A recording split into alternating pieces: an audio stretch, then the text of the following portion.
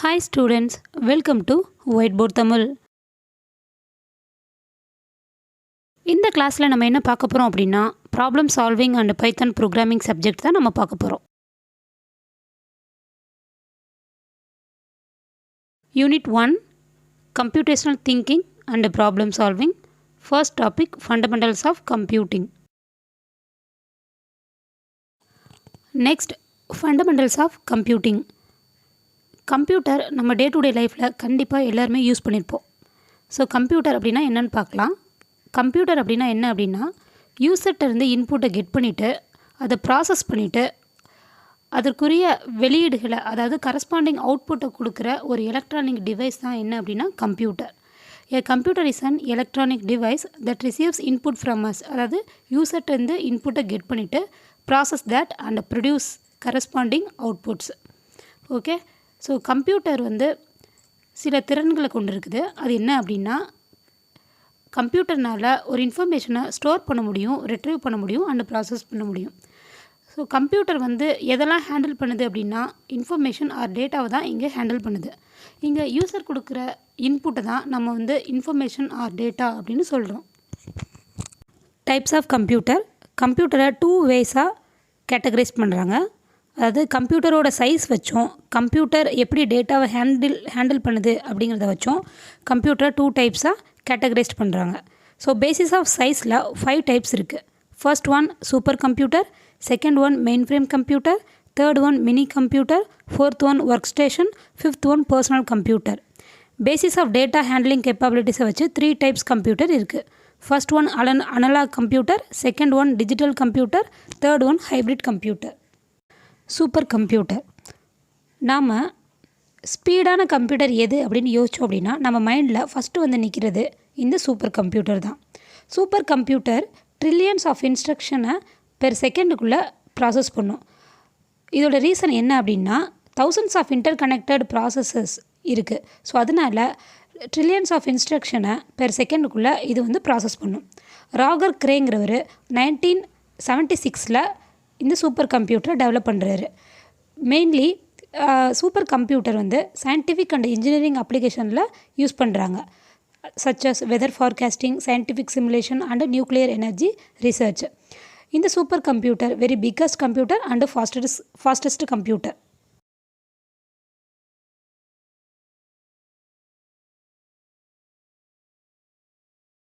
Super computer characteristics. இந்த supercomputers very ஃபாஸ்ட்டாகவும் இருக்கும் அண்ட் வெரி எக்ஸ்பென்சிவாகவும் இருக்கும்.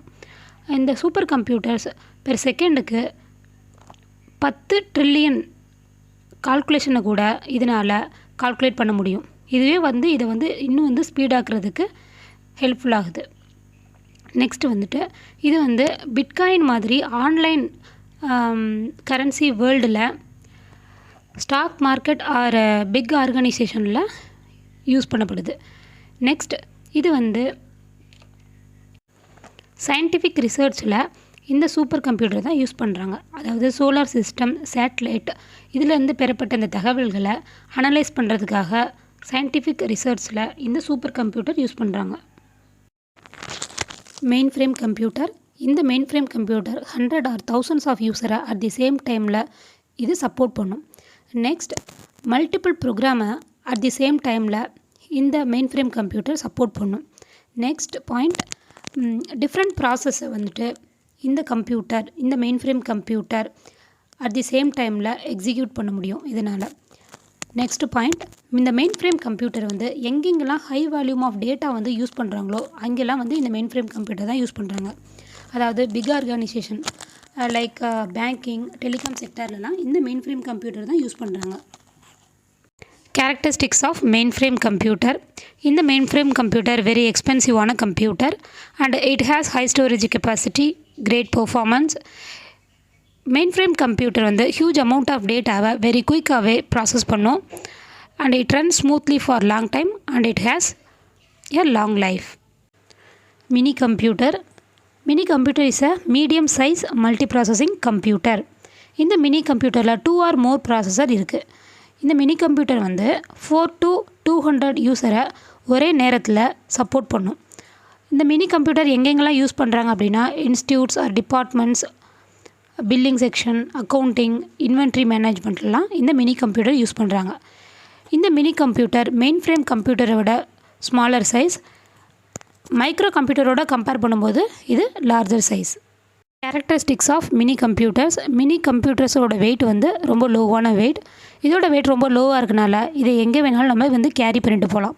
So easy to carry anywhere. Mainframe கம்ப்யூட்டரை விட கம்பேர் பண்ணும்போது இதோட காஸ்ட் வந்து லெஸ் காஸ்ட்டு தான். அண்டு இந்த கம்ப்யூட்டர் ரொம்ப ஃபாஸ்ட்டாகவே ஒர்க் ஆகும்.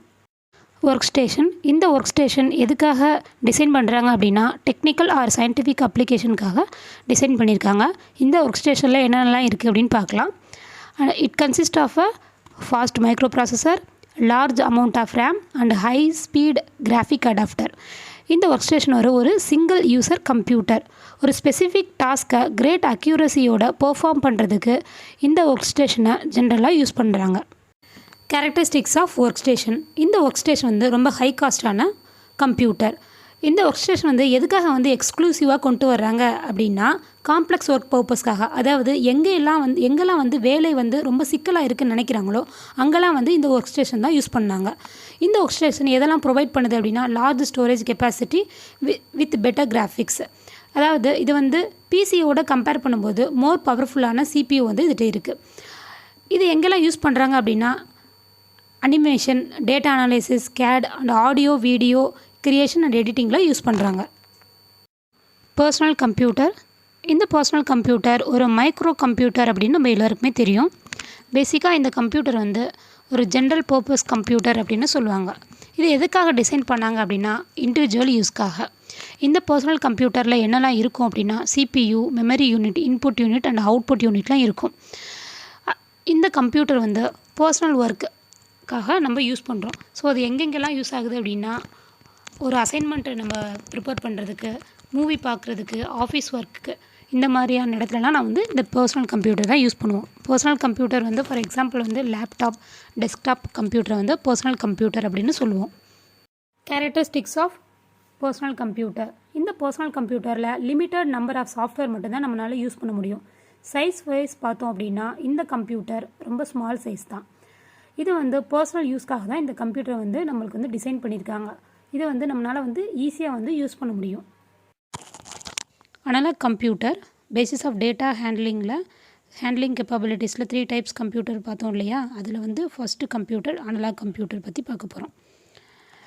இந்த அனலாக் கம்ப்யூட்டர் வந்து இதோட டேட்டா வந்து கண்டினியூஸாக வந்து சேஞ்ச் ஆகிட்டே இருக்கும்.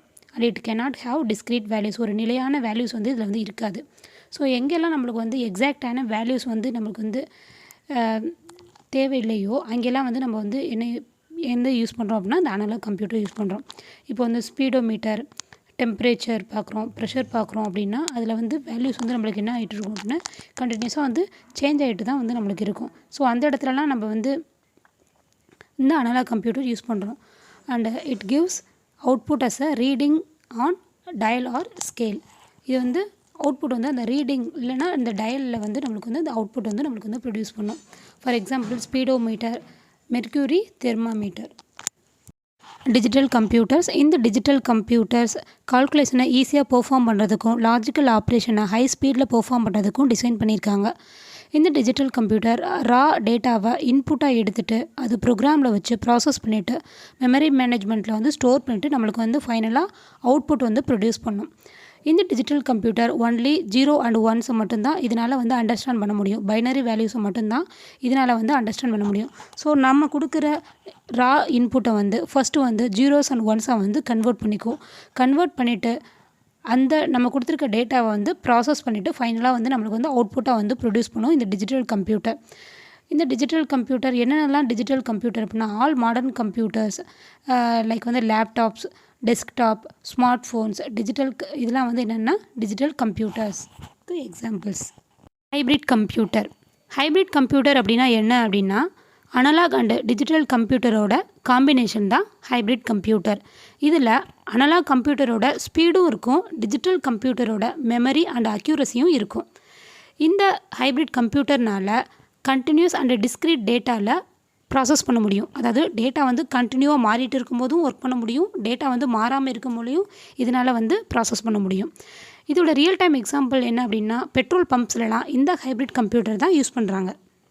ஃபங்க்ஷன்ஸ் ஆஃப் அ கம்ப்யூட்டர் இதில் 4 ஸ்டெப்ஸ் இருக்குது. ஃபர்ஸ்ட் இன்புட்டை வந்து இது வந்து ஃபஸ்ட்டு வந்து எடுத்துக்கும். செகண்ட் வந்து இன்ஃபர்மேஷனை வந்து ஸ்டோர் பண்ணும். தேர்டு வந்து இன்ஃபர்மேஷனை வந்து ப்ராசஸ் பண்ணும். ஃபோர்த்து வந்து நமக்கு வந்து அவுட்புட் வந்து ப்ரொடியூஸ் பண்ணும். Computer components 2 types of computer components இருக்குது. First hardware, second software. Hardware, so எதெல்லாம் ஹார்ட்வேர் அப்படின்னு சொல்லுவோம் அப்படின்னா நம்மளால் எதெல்லாம் வந்து பார்க்க முடியுதோ அண்ட் டச் பண்ண முடியுதோ அதெல்லாம் வந்து நம்ம வந்து ஹார்ட்வேர் அப்படின்னு சொல்லுவோம். ஸோ ஹார்ட்வேர்லாம் என்ன அப்படின்னா CPU, memory, hard disk, monitor, printer, mouse, இதெல்லாம் வந்து நம்ம வந்து ஹார்ட்வேர் அப்படின்னு சொல்லுவோம். சாஃப்ட்வேர் அப்படின்னா என்ன அப்படின்னா ஒரு ஸ்பெசிஃபிக் கோலை பெர்ஃபார்ம் பண்ணுற set of instruction set of ப்ரோக்ராமை தான் இங்கே என்னென்னு சொல்கிறாங்க அப்படின்னா சாஃப்ட்வேர் அப்படின்னு சொல்கிறாங்க. ஸோ இந்த சாஃப்ட்வேர் வந்து கம்ப்யூட்டரோட ஒரு கண்ணுக்கு தெரியாத ஒரு பகுதி.